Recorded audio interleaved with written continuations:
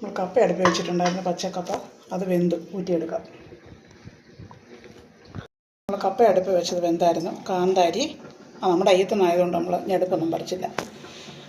വെളുത്തുള്ളി, 2 കൊച്ചുള്ളി, ജീരകം,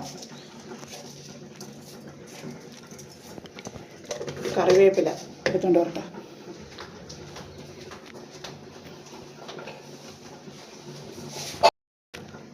കറിവേപ്പില ഇത്രയും കൊണ്ട് ആദ്യം ഒന്ന് അടിച്ചെടുക്കണം.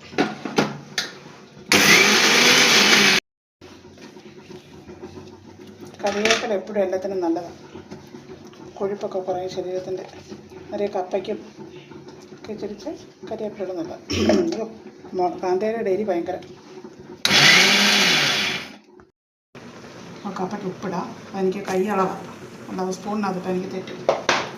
ഇനി അരച്ച് ചെയ്യുന്ന നമ്മൾ വെള്ളം ഊറ്റി കളഞ്ഞ കപ്പയുടെ അതിന് ശേഷം ഇതൊക്കെ ഇടുന്നത്.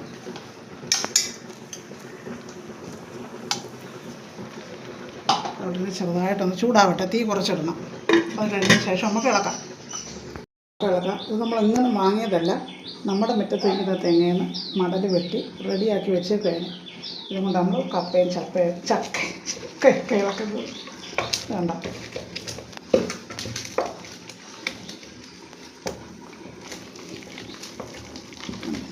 നമുക്ക് കപ്പയും മീൻകറി കറിയും ഒന്ന് പൊളിക്കും.